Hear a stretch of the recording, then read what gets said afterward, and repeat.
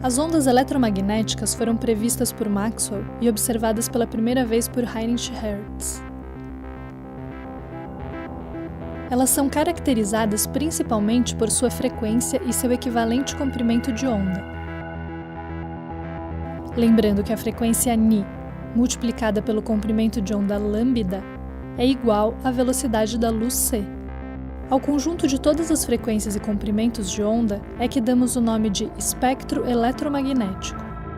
Neste espectro, as ondas são divididas em 7 categorias: ondas de rádio, micro-ondas, radiação infravermelha, luz, radiação ultravioleta, raios X e raios gama.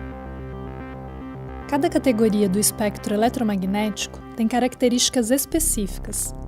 As ondas de rádio, por exemplo, são as de menor frequência e maior comprimento de onda, podendo variar desde 100.000 km a 1 metro de comprimento, ou 3 Hz a 300 MHz de frequência. Elas são utilizadas para comunicações em geral, como em rádios AM, rádios FM, rádios amadoras ou celulares. As micro-ondas variam de 1 metro a 1 milímetro, ou 300 MHz a 300 GHz. Uma de suas utilizações mais conhecidas é nos fornos de micro-ondas, onde são indicadas por possuírem 3 características. Elas são absorvidas pelos alimentos em geral, mais especificamente por moléculas polares como a água. São refletidas por metais, o que nos permite confiná-las no recipiente do forno, e conseguem atravessar uma gama bem grande de materiais que podem ser usados nas embalagens dos alimentos, como vidro, papel e plástico.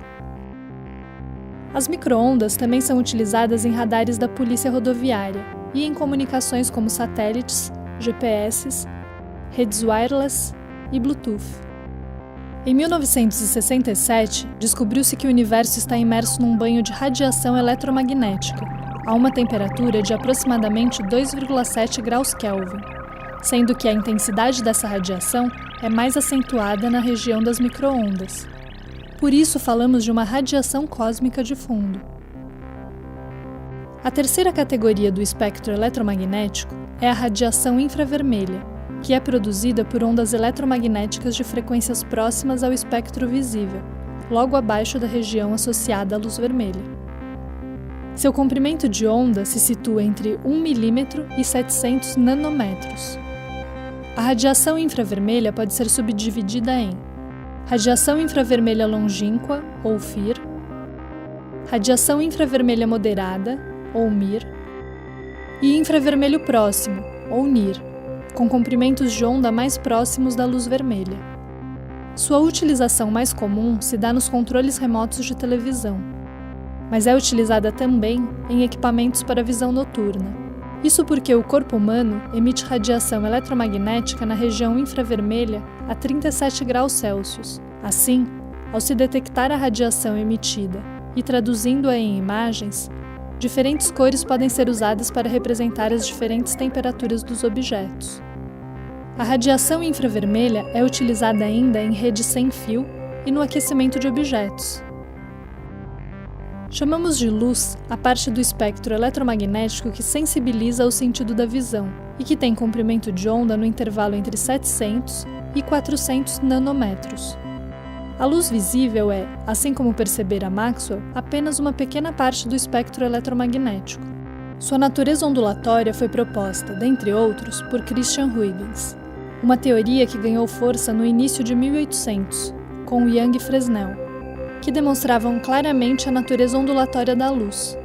Em seus experimentos de fendas duplas, a luz era projetada em um anteparo depois de passar por 2 fendas e exibia um padrão de interferência típico de ondas, ou seja, a superposição de ondas oriundas de cada uma das fendas exibia máximos e mínimos de intensidade. Outra questão trazida pelo estudo da luz é a percepção das cores, uma capacidade inerente a alguns seres vivos de distinguir objetos com base na frequência, uma propriedade da luz característica das ondas eletromagnéticas. Outra categoria do espectro eletromagnético é a radiação ultravioleta. Esta se situa na extremidade superior do espectro da luz visível, acima da frequência associada ao violeta, por isso o nome ultravioleta. Seu comprimento de onda varia entre 400 e 10 nanômetros, com energias entre 3 e 124 electrovolts. A radiação ultravioleta pode ser dividida em 3 subclasses: UVA, UVB e UVC. A categoria UVA compreende a radiação eletromagnética cujo comprimento de onda se situa na faixa entre 400 e 315 nanômetros e é a menos perigosa. A categoria UVB se situa na faixa entre 315 e 280 nanômetros e produz queimaduras quando nos expomos em demasia aos raios solares. Já a categoria UVC, entre 280 e 10 nanômetros, é extremamente prejudicial à saúde. O Sol emite intensamente as radiações ultravioleta, porém, a Terra possui um escudo protetor na atmosfera constituído por moléculas de oxigênio. Esse escudo protetor é a camada de ozônio, que é composta por oxigênio molecular e ozônio, e absorve até 99% da radiação UVC, que é a mais danosa ao ser humano. A camada de ozônio absorve também parte da radiação UVB e permite a passagem de praticamente toda a componente UVA da radiação que chega à superfície terrestre. Os raios ultravioleta podem ser usados em lâmpadas para, por exemplo, esterilizar ferramentas em hospitais e laboratórios e atuar no processo de pasteurização de sucos de fruta. A sexta categoria do espectro eletromagnético é a dos raios X, que foram descobertos quase que acidentalmente por Röntgen, no final do século XIX. O comprimento de onda dos raios X se situa na faixa entre 10 e 0,01 nanômetros. Por terem comprimentos de onda muito pequenos, não é possível, por sua frequência de radiação, distingui-los dos raios gama. A maneira mais comum de distingui-los é a partir da sua origem. Assim, nos referimos aos raios X como a radiação emitida por elétrons. Por exemplo, quando um feixe de elétrons de alta energia atinge um ânodo de metal, ele pode colidir com um dos elétrons das camadas mais internas dos átomos, arrancando-o e deixando uma posição vacante. Ao ocupar essa posição, um elétron de uma camada mais externa emitirá um fóton com frequência na região dos raios X. Os raios X são parte do conjunto de radiações ditas ionizantes, que são aquelas em que partículas ou ondas são capazes de ionizar átomos e moléculas e que apresentam risco à saúde. A radiação alfa, a beta ou a gama são exemplos de radiação ionizante. Os raios X podem ser classificados em 2 subclasses, os raios ditos moles e os duros. Na primeira, inserimos os raios cuja energia se situa entre 0,12 e 12 keV, com comprimento de onda de 10 a 0,1 nanômetros. Esses raios não têm energia suficiente para atravessar sólidos e por isso são utilizados na medicina para visualização de ossos. Os raios X duros são aqueles cuja energia se situa entre 12 e 120 kV, com comprimento de onda de 0,1 a 0,01 nanômetros. Tais raios conseguem penetrar objetos sólidos, sendo, portanto, úteis na radiografia de objetos. A última categoria do espectro eletromagnético é a dos raios gama, que são os de onda de maior frequência. De acordo com a teoria corpuscular da luz, eles são compostos por fótons energéticos e têm energia suficiente para ionizar quase todos os átomos e moléculas.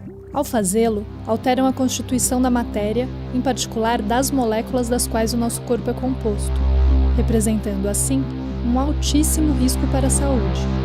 Atualmente, dividimos os raios gama em 2 subclasses. A primeira é denominada simplesmente raios gama e é definida como a radiação proveniente do núcleo de elementos químicos, tais como urânio e plutônio, que a produzem em profusão. A segunda subclasse é a componente eletromagnética dos raios cósmicos, que tem a radiação mais energética dentre todas, não havendo limite para sua energia. O processo de emissão da radiação gama é análogo ao da emissão da radiação eletromagnética pelos átomos. No processo de transição de um nível excitado para um nível de energia mais baixo, o núcleo emite um fóton, nesse caso, um fóton muito energético. A radiação gama é a mais penetrante de todas, por isso ela representa um risco tão alto à saúde, o que está intimamente associado ao seu grande poder de ionização. Conhecer as ondas eletromagnéticas e suas categorias, especificidades e particularidades nos ajuda a entender melhor a física e suas aplicações. Sejam os raios solares, as ondas dos rádios, os fornos de micro-ondas, os raios X, o wireless ou a série de exemplos que pudemos ver e que estão presentes em nosso dia a dia.